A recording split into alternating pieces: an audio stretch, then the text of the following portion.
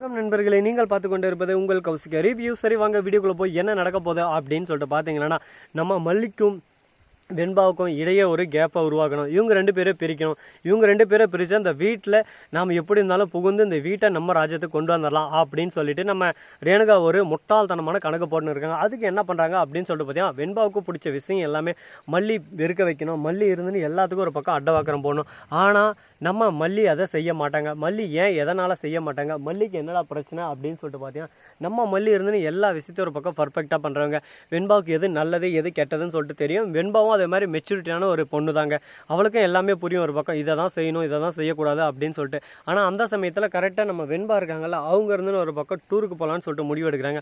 ஆனால் அந்த டூருக்கு அனுப்புறதுக்கு நம்ம மல்லி முடியாதுன்னு சொல்லிட்டாங்க. ஏன் எதனால் அப்படின்னு சொல்லிட்டு பார்த்தீங்கன்னா, ஜோசியக்காரர் கோயிலுக்கு போகிறாங்க. அந்த சமயத்தில் பார்க்குறாங்க, அவர் இருந்துன்னு கூடிய விரைவில் கூடிய சீக்கிரம் வெண்பாவுக்கு உயிருக்கு ஆபத்து வருதுமா, அது மட்டும் இல்லாமல் ட்ராவலில் தான் ஆபத்து வரப்போது, ரொம்ப தூரம் கடந்து போவா, கூட ரத்த பந்தம் சொந்த பந்தம் யாருமே இருக்க மாட்டாங்க, அந்த மாதிரி ஒரு தருணத்தில் அவரோட உயிருக்கே ஆபத்து வரப்போகுது அப்படின்னு சொல்கிறாங்க. இதை கேட்டதும் என்ன பேசுறது ஏது பேசுறதுன்னு சொல்லிட்டு தெரியாமல் ஒரு பக்கம் மல்லிக்கு பயம் வந்துடுது. ஐயோ தான் பொண்ணுக்கு எதனா ஆயிருமோ அப்படின்னு சொல்லிட்டு ஒரு பயம் ஒரு பதட்டம். இதை நம்ம நீ யாருக்கிட்டையும் சொல்லவும் கூடாது, இன்னும் 2 மாதத்துக்குள்ளே இந்த ஆபத்து எப்போ வேணாலும் வரலாம், முடிஞ்ச வரைக்கும் நீ வெண்பாவை பாதுகாப்பாக பார்த்துறது உன்னோட பொறுப்பு அப்படின்னு சொல்லிடுறாரு. இந்த இடத்துல இவங்க என்ன பண்ணுறது ஏது பண்ணுறதுன்னு சொல்லிட்டு தெரியாமல் இதை போய் விஜய்கிட்டையும் சொல்லவும் முடியாது, ரேணுகாக்கிட்டையும் சொல்ல முடியாது, யாருக்கிட்டையுமே சொல்ல முடியாது, சொல்லக்கூடாதுன்னு சொல்லிட்டு அந்த சாமியாரும் சொல்லிட்டு இருக்காரு. அதனால் இவங்க இருந்துன்னு வெண்பாவை மேலே கொஞ்சம் கோபமாகவும் அதட்டையும் பேசுகிறாங்க. இதனால் வெண்பா ரொம்பவே மன உடைச்சலுக்கு ஆளாயிடுறாங்க. ஆனால் இந்த இடத்துல ஒரு ட்விஸ்ட் என்ன அப்படின்னு சொல்லிட்டு பார்த்தீங்கன்னா, இது எல்லாமே சொல்ல வச்சது நம்ம ரேணுகா தாங்க. அந்த சாமியார்கிட்ட போயிட்டு ஆல்ரெடி மல்லியோட போட்டோ கொடுத்து இந்த மாதிரி அவகிட்ட சொல்லுங்க அப்படின்னு சொல்கிறாங்க. இந்த மாதிரி ஸ்கூலில் டூர் போடுற மாதிரி பிளான் வச்சுன்னு இருக்கிறது நல்லாவே நம்ம ரேணுகாவுக்கு தெரியும். ஆனால் நம்ம மல்லிக்கு அவ்வளோ சீக்கிரம் தெரியாது.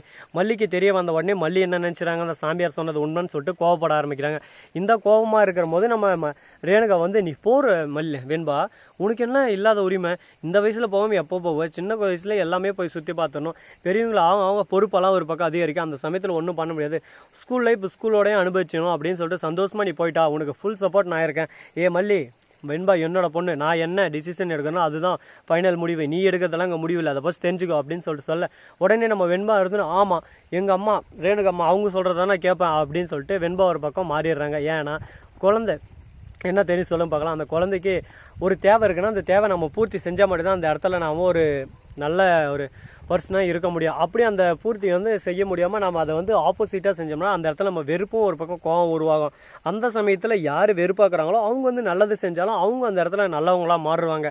அதனால் அந்த இடத்துல நம்ம மல்லி கெட்டவங்களாகவும் மறுபக்கம் ரேணுகா நல்லவங்களாகவும் மாறிடுறாங்க. இப்போ என்னடா பண்ணுறது இப்படி போகிறதுனால, இதுக்கு வேறு ஆப்ஷனே இல்லையா அப்படின்னு சொல்லிட்டு பார்த்தா நம்ம விஜய் வராரு. விஜய் கிட்ட வந்தது போனது சொந்த கதை சோகதை எல்லாத்தையும் ஒரு பக்கம் சொல்லலான்னு சொல்லிட்டு நினைக்கிறாங்க. ஆனால் எதுவுமே சொல்லவும் முடியாமல் மெல்லவும் முடியாமல் துப்பவும் முடியாமல் ஒரு பக்கம் கோவத்தில் அப்படியே கூனி குறுகி போய் நின்று இருக்காங்க. என்னடா நம்ம வாழ்க்கையில் கஷ்டத்து மேலே கஷ்டம் வந்துனே இருக்குது, இப்போ வெண்பாவை வேறு ஃபாலோ பண்ணுமே, வெண்பாவுக்கு எதனா ஒன்றும் நம்மளால் தாங்க முடியாது அப்படின்னு சொல்லிட்டு வெண்பா எங்கெங்கே போகிறா என்னென்ன பண்ணுறா அப்படின்னு சொல்லிட்டு தொடர்ந்து ஃபாலோ பண்ணணும்னு முடிவு எடுக்கிறாங்க. இந்த முடிவு நல்லா தான் அமையுமா, தேடி கண்டுபிடிப்பாங்களா, எல்லாமே ஒரு பக்கம் சீரும் சிறப்பமாக இருக்குமா அப்படின்னு சொல்லிட்டு பார்த்தீங்கன்னா சொல்ல முடியாதுங்க. என்ன வேணாலும் நடக்கலாம், ஏது வேணாலும் நடக்கலாம். நம்ம வெண்பாவுக்கு ஒரு பக்கம் மல்லி பின்னாடியே ஃபாலோ பண்ணி வர்றது தெரிஞ்சு ஐயோ நம்மளை வீட்டுக்கு தான் அழைக்க போகிறாங்களோ அப்படின்னு சொல்லிட்டு ஒரு பயமோ பதட்டமோ வரும். அந்த பயம் பதட்டமே அவங்களுக்கு ஒரு மைனஸ் பாயிண்ட்டு. அந்த இடத்துல நம்ம மல்லி மேலே வெறுப்பை உண்டாக்கும். அந்த வெறுப்பை பயன்படுத்தி நம்ம ரேணுகா அந்த கேப்பை ஃபில் பண்ணலான்னு சொல்லிட்டு ஆசையில் துடிச்சுன்னு இருக்காங்க. ஆனால் நம்ம வெண்பா கொஞ்சம் மெச்சூரிட்டியான குழந்தைங்க, கரெக்டாக இது எல்லாமே கண்டுபிடிச்சிடறாங்க. இது எல்லாமே ரேணுகாவோட பிளான்னு சொல்லிட்டு அதை கண்டுபிடிச்ச உடனே பார்க்கணுமே அப்படியே சும்மா ரேணுகா கிட்ட போய் தாம் தூம் தடாலடின்னு எகர ஆரம்பிக்கிறாங்க. ஒரு பக்கம் ரேணுகா இருந்து நான் அப்படியே சும்மா என்னடா இது, நாம ஒரு பிளான் பண்ணால் இப்படி ஒன்று நடந்து போச்சு அப்படின்னு சொல்லிட்டு புலம்பிட்டு இருக்க, நான் அப்படியே சுடரி இதுதான்மா சொல்கிறது, எந்த இடத்துல பாசம் இருக்குன்னு சொல்லிட்டு அவங்களுக்கு தெரியும். பாசம் உங்ககிட்ட தான் இருக்குன்னு சொல்லிட்டு நீ நினச்சிருந்து உன்னோட முட்டாள்தனம், என் பாசம் அளவு கடந்தது, அதனால் எந்த இடத்துக்கு போனாலும் வெண்பாவை என் பாசம் என்கிட்ட கொண்டு வந்து சேர்ந்துடும், அதை விட்டு நீ நினச்சின்னு இருக்கிற மாதிரி அப்படியே சும்மா காசு பணம் சொத்து சுகம் இருந்தால் தான் எல்லாருக்கும் பாசன்றதில்ல, பாசன்றது இங்கேருந்து வரணும் அப்படின்னு சொல்லிட்டு நம்ம மல்லி ஒரு பக்கம் அடித்து ஆணவமாக சொல்லிடுறாங்க. அந்த இடத்துல சுடரி அவமானப்பட்டு அசிங்கப்பட்டு நின்று இருக்காங்க. விஜய் சுடரிக்கிட்ட இதுக்கு மேலே இது மாதிரி கேவலமான சீப்பான வேலையெல்லாம் செய்யாத, எதுக்கு இந்த மாதிரி கேவலமான வேலை செஞ்சுன்னு இருக்க, இதெல்லாம் சேர்த்துக்கு உனக்கு கொஞ்சம் கூட மனசாட்சி உறுத்தலையா, இந்த மாதிரி வேலை சேர்த்துக்கு நீ பேசாமல் உங்கள் அப்பா கிட்டே போயிரு, நீ இனிமேல் இங்கே இருக்காத அப்படின்னு சொல்லிட்டு விஜய் திட்டிடுறாரு. உடனே ரேணுகா அங்கேருந்து கதறி அழுதுன்னு ஓடுறாங்க. அதை பார்த்து அப்படியே சும்மா கதிரேசனுக்கு ஒரு பக்கம் ரத்தம் குதிக்குது. அப்படியே சும்மா டே விஜய் என் பொண்ணவே வீட்டை விட்டு துரத்திட்டு இல்லடா, கூடி விரைவில் கூடி சீக்கிரம் உன்னை கோர்ட்டில் சந்திக்க போகிறேன்டா.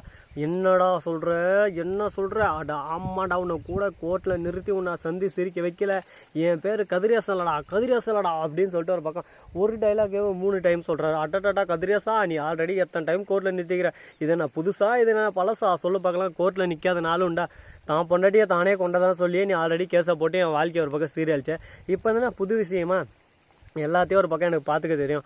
என்னால் முடிஞ்ச வரைக்கும் நான் உண்மையாக இருப்பேன். உண்மையாக இருக்கிறவனுக்கு என்றைக்குமே அழிவு வராது. அந்த பொய்யா நடிக்கிறான் பார்த்தியா, அவன் வாழ்க்கை தான் ஒரு பக்கம் சீரும் அழிஞ்சு போகும் அப்படின்னு சொல்லிட்டு ஒரு பக்கம் நம்ம கதிரேசன் சொல்கிறாங்க. கதிரேசன் ஒரு பக்கம் எதுவுமே பேசாமல் அந்த இடத்துலேருந்து வேலைக்கு போயிடுறாரு.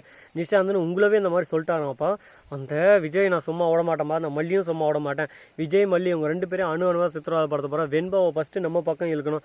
அதான் வெண்பாவுக்கு உண்மையான அம்மா வந்துட்டால. இப்போ வெண்பா இங்கே இருக்கிறதுக்கு நம்ம எப்படி இருந்தாலும் சப்போர்ட் பண்ணலாம், போய் இப்போ கேஸ் போடலாம். வெண்பா அது மட்டும் இல்லாமல் ரேணுகாவுக்கும் சுயநினைவு தெரிஞ்சிச்சு. அதனால நமக்கு எந்த ஒரு பிரச்சனையும் இல்லை, இனிமேல் நாம் நினைக்கிறதா நடக்கும் அப்படின்னு சொல்லிட்டு நிஷா பேசினிருக்காங்க. ஆனால் சுயநினைவு திரும்பினாலும் அவங்களுக்கு மனவெளிச்சி இல்லை. அது மட்டும் இல்லாமல் வெண்பாவை அவ்வளோ சீக்கிரம் ஏற்றுக்க முடியாது அவங்களால, அவங்களுக்கு ஏன்னா அவ்வளோ சுயநினைவு திரும்பல. இந்த வீடியோ பிடிச்சிருந்தா லைக் பண்ணுங்கள், கமெண்ட் பண்ணுங்கள், ஷேர் பண்ணுங்கள், டிங் பெல்லை தட்டி விட்டு போங்க. அப்போ தான் நான் போகிற அடுத்த வீடியோ உங்களுக்கு உடனுக்குடன் நோட்டிஃபிகேஷனில் வந்து கொண்டே இருக்கும். மிக்க நன்றி, தேங்க்ஸ் ஃபார் வாட்சிங், டாடா செய்யும், நன்றி, வணக்கம், வந்தனம், வருக தருக.